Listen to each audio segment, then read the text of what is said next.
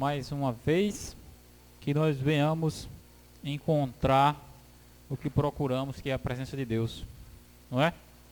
Com esse pensamento, quero convidar a todos para abrir suas Bíblias no livro de Deuteronômio, no capítulo 17.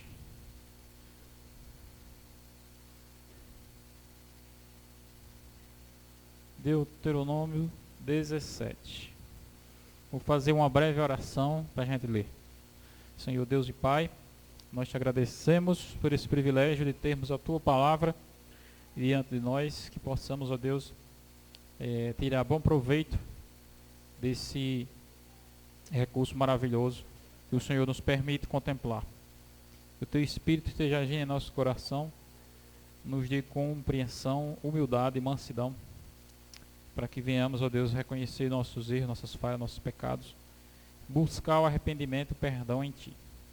Em nome de Jesus, amém. Deuteronômio 17, a partir do verso 14, diz assim: a eleição, os deveres de um rei. Não é isso? Aí diz assim: quando entrares na terra que te dá o Senhor, teu Deus, e possuíres, nela habitares, e disseres: estabelecerei sobre mim um rei como todas as nações que se acham ao redor de mim. Estabelecerás como efeito sobre ti como rei aquele que o Senhor teu Deus escolher. Homem estranho que não seja dentre dos teus irmãos não estabelecerás sobre ti, e sim um dentre eles. O verso 16. Porém este não multiplicará para si o quê? Cavalos, nem fará voltar o povo ao Egito para multiplicar cavalos, pois o Senhor vos disse: nunca mais voltareis por esse caminho. Tampouco multiplicará para si o quê? Mulheres, para que o seu coração não se desvie, nem multiplicará muito para si o quê? Prata ou ouro. Também, quando se assentar no trono do seu reino, escreverá para si um traslado desta lei, num livro do que está diante dos levitas sacerdotes. E o terá consigo, e nele lerá todos os dias da sua vida, para que aprenda a temer o Senhor, seu Deus, a fim de guardar todas as palavras dessa lei, estes estatutos para os cumprir. Isto fará para que o seu coração não se eleve sobre os seus irmãos, não se aparte do mandamento, nem para a direita, nem para a esquerda, de sorte que prolongue os dias do seu reino, ele e os seus filhos no meio de Israel. Isso daqui foi dado muito tempo antes de em Israel haver rei. Quem escreveu isso aqui foi Moisés, por ordem de Deus. Tem uma passagem que Jesus diz assim: eu vos já lhe digo com antecedência, para que quando acontecer vocês creiam. Nada que ocorre no mundo pega Deus de surpresa, né? Não era plano de Deus que o povo dele tivesse rei. No entanto, ele já havia preparado uma prerrogativa para caso isso ocorresse. Diversas coisas na Bíblia que não eram vontade de Deus, e que foram coisas que ele permitiu. Entre elas está o fato do homem comer carne. Não é? Você vai olhar para o Gênesis, você observa que Deus não deu no jardim do Éden carne para Adão comer. Era só ervas e frutas. Não era vontade de Deus, mas ele permitiu. Entendeu? Não era vontade de Deus que o povo tivesse um rei, mas ele permitiu. Não era vontade e não era plano de Deus que o ser humano pecasse, mas ele já previu que o homem poderia pecar, e antes mesmo do pecado, ele já proveu um recurso para combater. Já imaginou? Antes, a Bíblia deixa claro, né? Antes da fundação do mundo, o Cordeiro já estava destinado para morrer pelos pecadores. E aqui, nessa reflexão, fala que o rei que deveria ser escolhido, ele deveria ter cuidado para não fazer 3 coisas. Vocês lembram qual foram? Não deveria ter muitos o quê? Cavalos primeiro, né? Não deveria ter muitos cavalos, não deveria ter muitas mulheres e não deveria ter muita ouro e prata. Aí eu fico pensando, por que que Deus não gostava que o homem e o rei tivessem muitos cavalos? O que será? Significa o quê? Naquela época, o cavalo ele era um recurso de poderio que designava força militar, que designava grandeza de exército. Então, quando o rei multiplicava muitos cavalos, significava que ele estava querendo engrandecer a si mesmo, entendeu? Que ele estava querendo se destacar como um maioral. E no sistema de Israel, o sistema de governo chamava-se teocracia. Por quê? Olha, na monarquia quem manda é o rei, né? Na democracia, o termo lá significa que quem manda é o povo. Que o democracia é o governo do povo, né? E na teocracia quem governa? Deus, que teo é Deus. Então no sistema de Deus, o rei ele não poderia construir uma grandeza muito em torno de si, porque aí ele ia, o reino dele ia deixar de ser uma teocracia, entendeu? Para ser de fato uma monarquia, onde o rei seria a figura mais proeminente, mais importante, mais grande, mais influente. E nós vamos observar, irmãos, o que foi que aconteceu com o rei, o maior rei que houve em Israel foi qual? O maior rei do povo de Deus foi quem? Foi o rei Salomão. Ele não só foi o mais rico, né? Como foi também o mais sábio, né? Assim. E o título dessa mensagem é Os 3 erros do rei Salomão. É interessante como é que pessoas sábias erram. Porque a sabedoria, ela tem a finalidade exatamente de lhe precaver, entendeu? Lhe dar capacidade para não errar, para acertar, não é isso? Para tomar decisões corretas. E você vai para a Bíblia e você observa o homem mais sábio que já existiu, cometeu erros. Entendeu? Quem é que não comete erros, né? Nós vamos para a Bíblia e a gente enxerga os pormenores da vida desses homens e a gente tira lições para a nossa vida. O homem mais sábio que já existiu cometeu erros. E quais foram os erros? Quais foram os erros que ele cometeu? Foram exatamente esses 3 erros aqui que você viu nas recomendações, que tinham aqui sido escritos por Moisés muito tempo antes, para você ver na prática, para você ver a prova. Você vai abrir a passagem bíblica em 1 Reis, o livro 1 Reis, fica um pouquinho mais adiante aí, depois de Samuel, no capítulo 4 e no versículo 26. 1 Reis 4, 26. Observem. 1 Reis 4, 26. Achou, Maíra? 4, verso 26. Tinha também Salomão 40.000 o quê? 40.000 cavalos em estrebarias para os seus carros e 12.000 cavaleiros. A ordem lá dizia para não multiplicar o quê? Cavalo. Já imaginou? 40.000 é cavalo com força, né? Como é que ele conseguia manter esse monte de cavalo? Agora eu quero que você adiante mais um pouquinho o capítulo 10. Capítulo 10 e o verso 28. Capítulo 10 e o verso 28. Diz que os cavalos de Salomão vinham de onde? Você prestou atenção lá na passagem de Deuteronômio, onde dizia assim que o povo não deve ir para o Egito buscar cavalo? Veja que ele fez exatamente o que a recomendação de Moisés dizia para não fazer. Os cavalos de Salomão vinham do Egito e da Cilícia, os comerciantes, reis, do rei recebiam da Cilícia por certo preço. Importava-se do Egito um carro por 600 ciclos de prata e um cavalo por 150. Nas mesmas condições, as caravanas os traziam e os exportavam para todos os reis dos heteus e para os reis da Síria. Então os cavalos vinham para Salomão e para os outros reinos vizinhos. Agora que você lê o verso 14 também, 10, verso 14.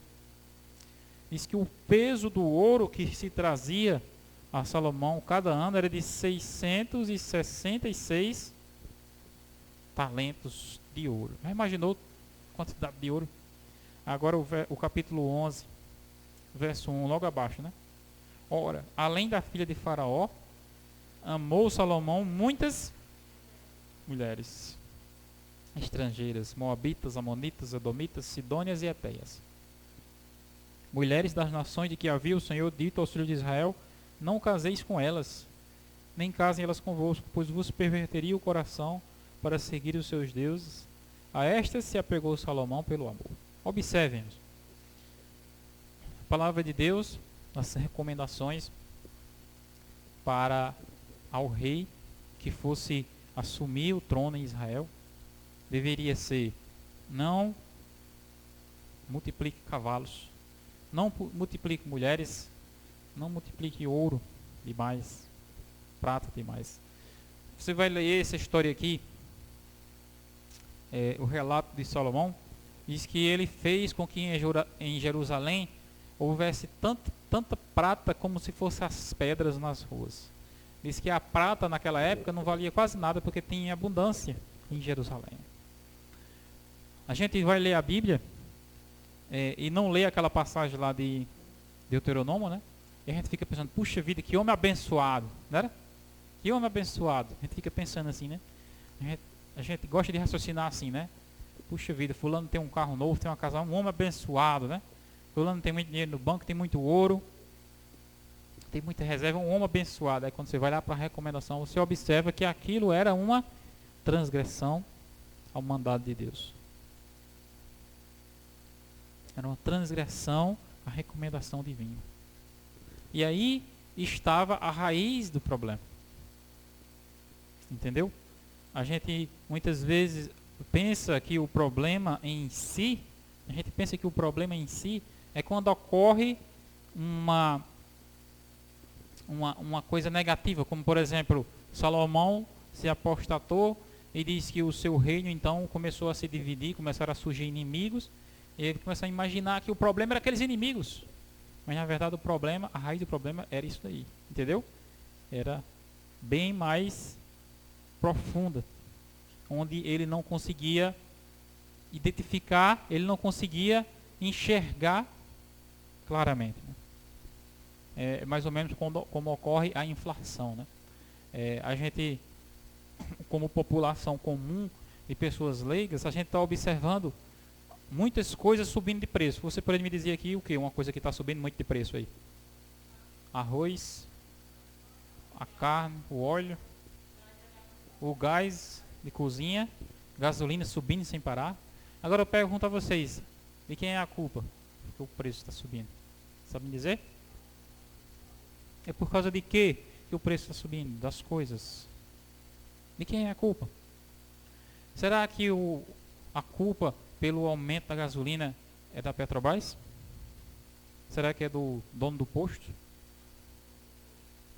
Dono do posto de gasolina? Será que a culpa é dele? De quem será a culpa? Será que é a culpa do presidente? Antigamente no Brasil se praticava um negócio chamado controle de preço. Controle de preço. Até quando se começou a epidemia, né? Aquela caixa de máscaras custava quanto uma caixa de máscara? R$12, né? Aí aumentou para 60, 80. As pessoas começaram a dizer assim: por que é que o governo não vai lá e manda controlar o preço? Não é assim? Mas por que o preço subiu tanto? É simplesmente aquela questão da oferta e da demanda, né? da oferta e da procura. Tudo aquilo que tem muitas pessoas interessadas nela tende a subir de preço. E tudo aquilo que tende as pessoas não usarem, não quererem, tende a baixar de preço.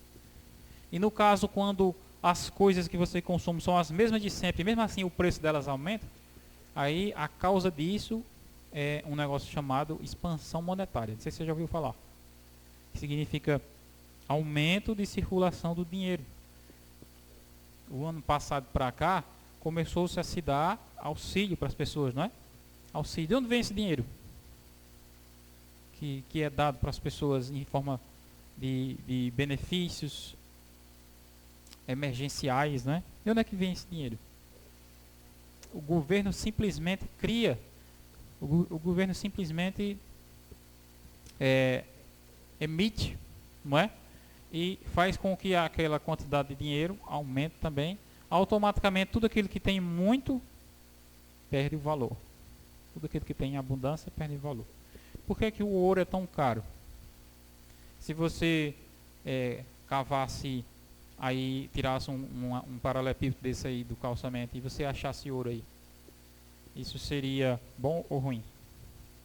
E se todo mundo achasse ouro na frente de casa, seria bom ou ruim? Seria ruim, por quê? Porque o ouro não valeria nada.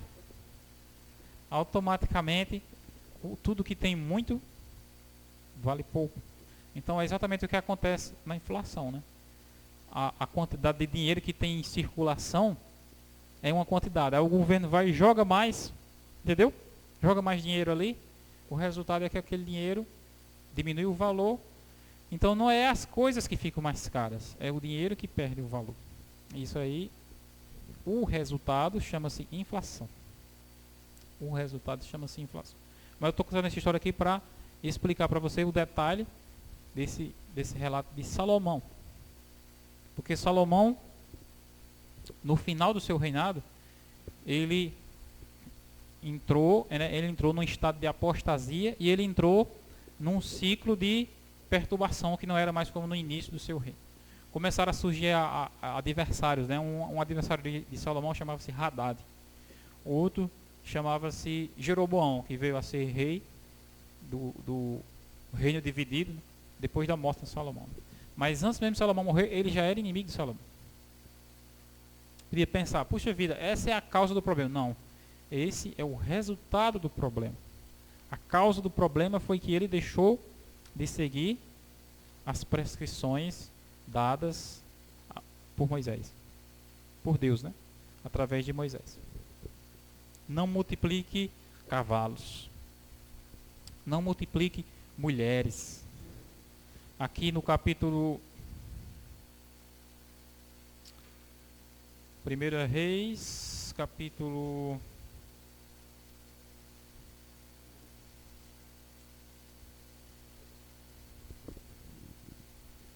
3, verso 1.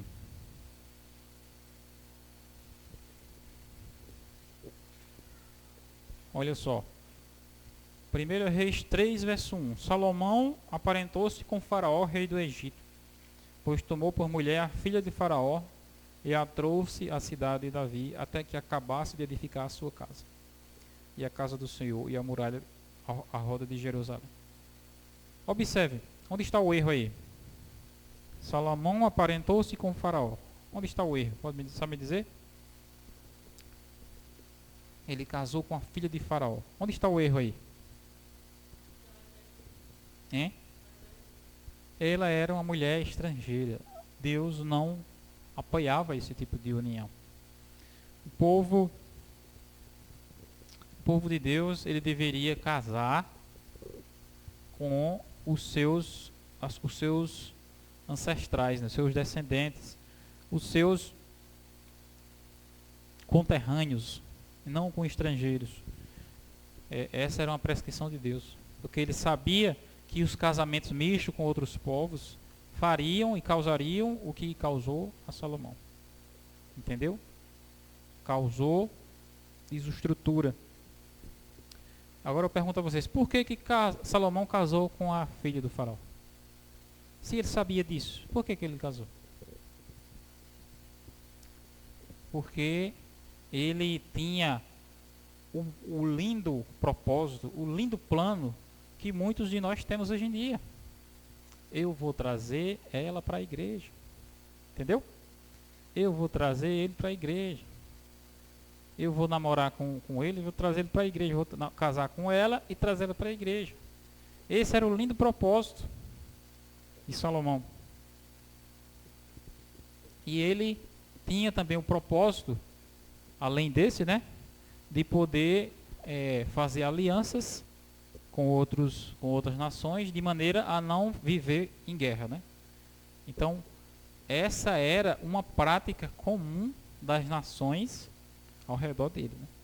Mas era uma prática proibida por Deus. Uma prática que Deus não aprovava. É interessante que as bases, né, de sustentação da nossa vida, elas não caem de vez. Elas vão ruindo aos poucos. Entendeu? Assim foi com Salomão. As sustentações que ele tinha, elas foram ruindo aos poucos por causa dessas coisas. Ele foi aumentando o ouro, aumentando o dinheiro, aumentando o ouro, aumentando o ouro, aumentando o ouro. 666 talentos, não é assim? Era muito ouro. Muito ouro. Quantos de vocês aqui gostariam de ter muito dinheiro? Muito, muito, muito dinheiro. Gostariam de ter muito dinheiro? Só para você viver comprando mansão e imobiliando. Comprando mansão e imobiliando. Comprando mansão. Gostaria, não? Não era bom, não?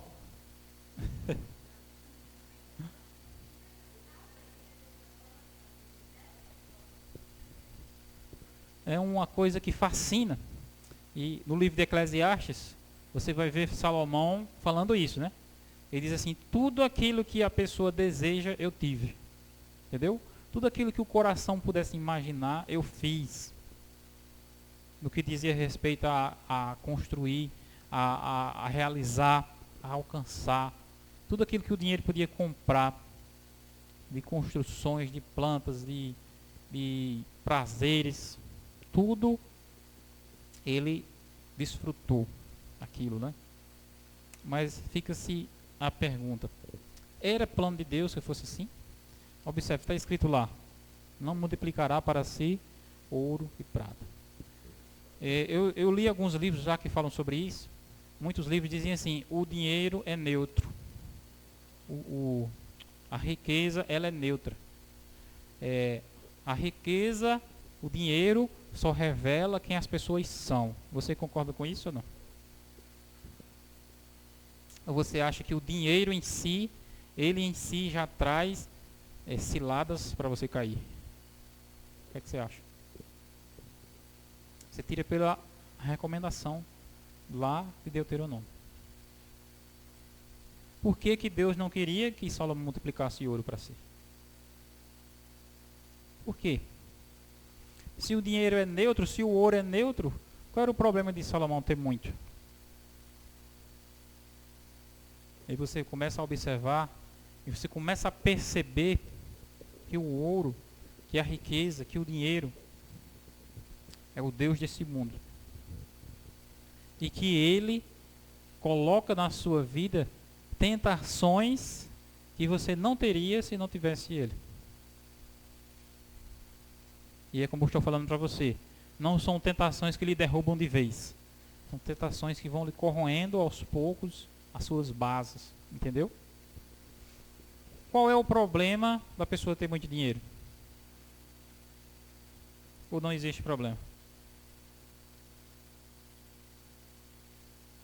Tem nenhum problema a pessoa ter muito dinheiro? A palavra de Deus diz que tem. E quando a pessoa tem muito dinheiro, ela confia em Deus ou no dinheiro? Tem essa tendência, entendeu? As pessoas dizem: não, quando eu tiver muito dinheiro eu vou ajudar, não é? As pessoas dizem assim. Mas o dinheiro em si, a riqueza, ela lhe dá uma segurança, ela lhe dá um apoio, no qual você se apoia naquilo, se firma naquilo, e você diz assim para si mesmo, lá no inconsciente: para que eu preciso de Deus? Se eu já tenho toda a segurança que eu preciso. Se para qualquer lugar que eu quiser ir, eu vou. Eu já li diversos livros falando sobre dinheiro. Um livro muito bom, eu até recomendo que alguns puderem ler. Mas é aquele livro, O Pai Rico, Pai Pobre, fala sobre isso. O Homem Mais Rico da Babilônia também fala sobre os conceitos que a gente precisa aprender sobre dinheiro. É um livro muito bom que eu li, é Segredos da Mente Milionária, de Tom Harvey, que é um americano, né? E ele fala sobre a maneira como a gente organiza a nossa mente, né, para a prosperidade. E eu gostei muito da leitura desses livros, só que eu encontrei um ingrediente neles, ou eu percebi que neles faltou um ingrediente.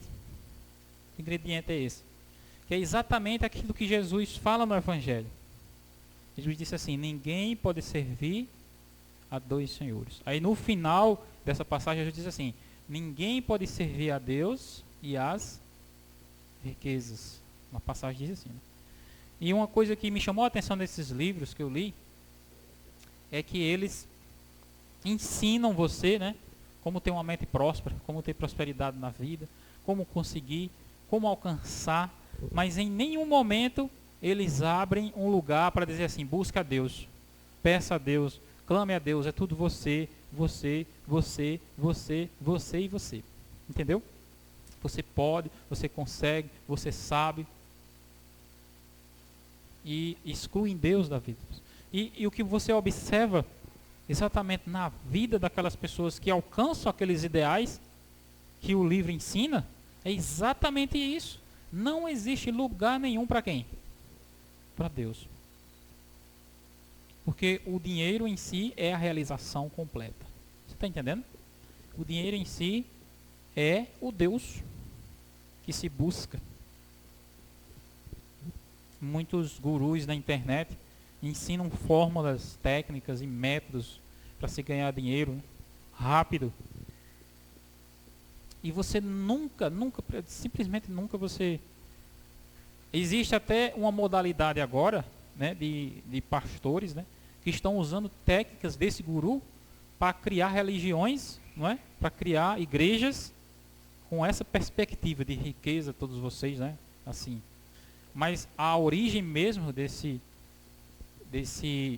filosofia da mente milionária, né? O pense em riqueza, não existe espaço para Deus. A palavra de Deus, ela deixa claro que nós precisamos confiar em Deus. Ainda hoje eu estava escutando um podcast de um pessoal lá falando sobre segurança para o futuro. Aí eles terminam o podcast dizendo assim: eu recomendo que você tenha um pouco de ouro, tenha um pouco de Bitcoin, tenha um pouco de Libra. Sabe o que é a Libra? O que é a Libra? É a moeda da Inglaterra, né? A Libra. Libra esterlina, é uma moeda muito forte. O real você deve ter só para você usar na sua despesa, porque o real não é dinheiro para você guardar, não. Aí ele começa a falar: tenha um pouco de ouro, tenha um pouco de Bitcoin, tenha um pouco de Libra. Aí, qual é o momento que ele diz assim: e tenha a presença de Deus na sua vida? Em nenhum momento ele fala isso.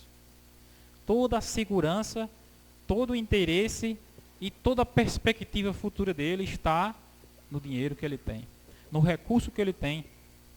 Existe até uma filosofia hoje que é ensinada no mundo, que chama-se coach. Já ouviu falar?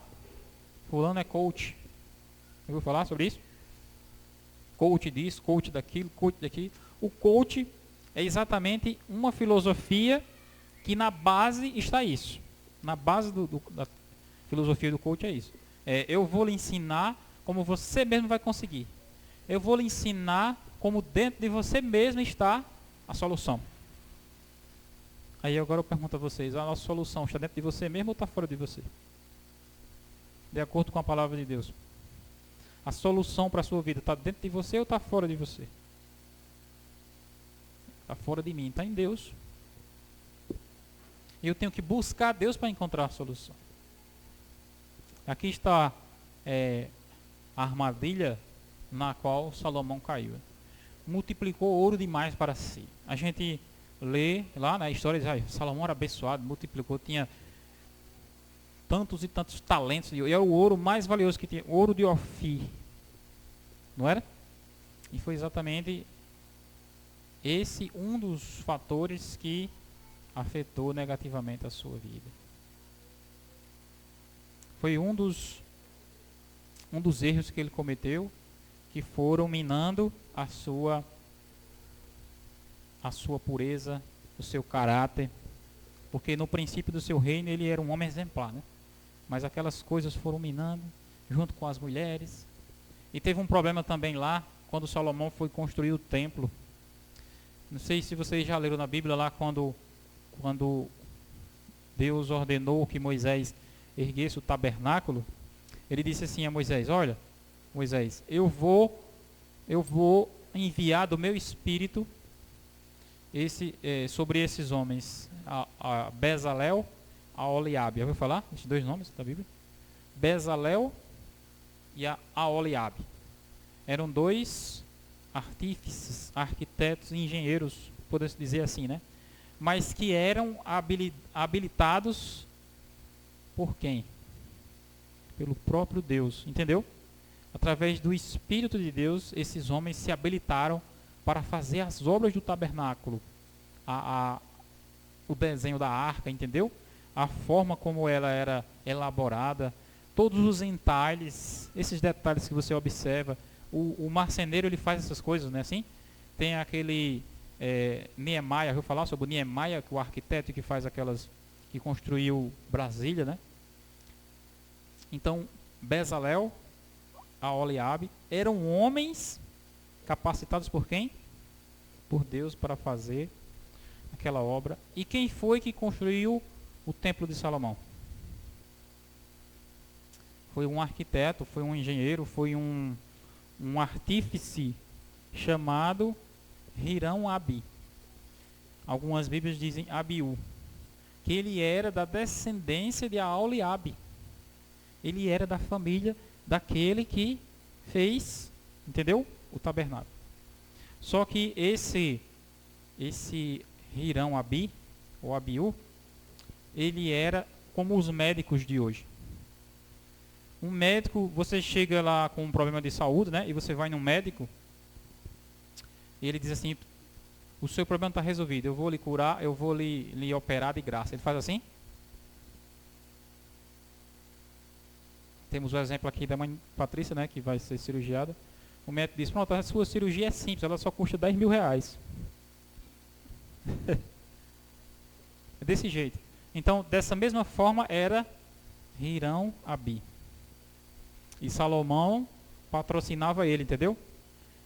E para patrocinar ele, o que é que Salomão precisava fazer? Ele tirava do seu bolso ou ele tirava do povo? Tirava do povo, por meio de impostos altíssimos. Então, esse detalhe aí passa despercebido. Algumas pessoas pensam assim: isso é bobagem. Mas aí estava um dos fatores, entendeu? Que não era aprovado por Deus. Na obra de Deus, no trabalho de Deus, precisa haver espírito abnegado, espírito de sacrifício. Já imaginou se você só cantasse aqui na igreja, alguma pessoa se propôs: eu só vou cantar aqui se alguém me der 200 reais. Já imaginou se fosse assim? Pois era assim que Hirão-Abi fazia. Eu vou fazer esse trabalho, mas eu cobro caro. Isso é uma coisa que para os homens é desse jeito, né? Se você for no médico é desse jeito. Se você for estudar, fazer faculdade, você só faz se você pagar, não é isso? E pagar as parcelas em dias. Um curso de medicina aqui mesmo, na faculdade que tem aqui, até onde eu soube um dia desse, era 5 mil reais por mês a mensalidade. Por isso que quando você vai para um médico, né? Para ser atendido, ele vai, desconta em cima de você, entendeu? Aquilo ali.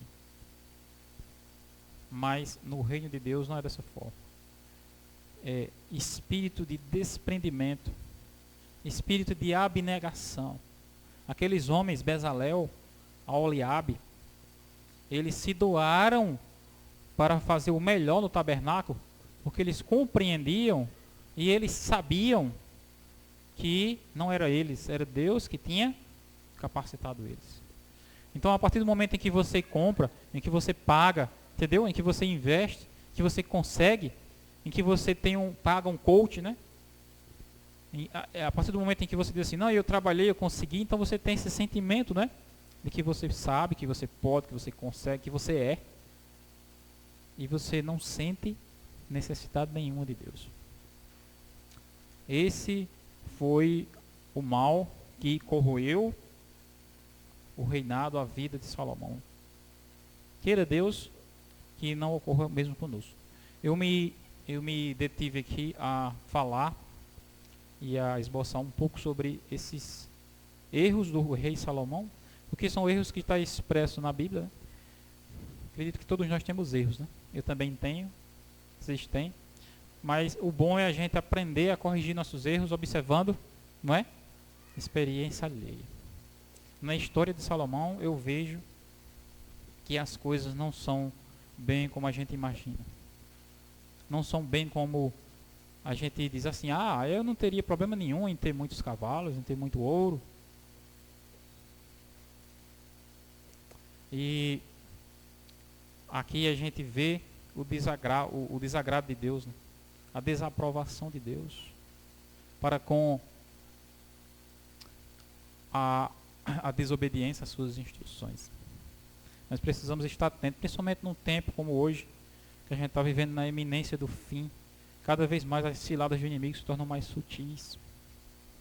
Cada vez mais a gente precisa se voltar para Deus em busca da ajuda, do auxílio, da orientação dele. E é exatamente pelo fato de não seguirmos as orientações, os problemas ocorrem. Nesse momento eu quero convidar, irmãos, todos nós para a gente orar e pedir, clamar a Deus, suplicar a Ele essa orientação. Vamos nos ajoelhar, quem puder, ficar em pé, quem não quiser se ajoelhar, e vamos orar. Santo Deus e Pai Todo-Poderoso, aqui, ó Deus, nós aprendemos um pouco mais sobre as experiências do rei Salomão, que falhou, desobedecendo as 3 orientações que o Senhor tinha deixado relatada no livro de Deuteronômio. Ele dizia que o rei não deveria multiplicar cavalos, multiplicar mulheres, nem multiplicar ouro e prata. Que o Senhor Deus nos ajude a tirar lições valiosas dessa experiência, desse registro. Que o Senhor nos oriente, ó Deus, em nossa caminhada, porque assim como Salomão, nós também temos erros, falhas. Somos suscetíveis, ó Deus, a dar lugar a coisas sutis que podem estar comprometendo nossa fé e nossa estabilidade espiritual. Pedimos, ó Deus, que o Senhor intervenha em nossa vida. Que o Senhor nos envie o Teu Espírito, nos ajude a desejar e buscar a Tua presença acima de tudo. Como está escrito lá em Deuteronômio, que nós venhamos ter a Tua palavra conosco para ler ela constantemente, para aprender a temer o Senhor e andar nos Seus caminhos, fazer o que lhe agrada, buscar a verdadeira riqueza que é a Tua bênção em nossa vida. Abençoe, ó Pai, o Teu povo, nos mantém firme em Teus caminhos até o fim. Enche-nos com Teu Espírito e sela-nos com Teu selo. Em nome de Jesus, amém.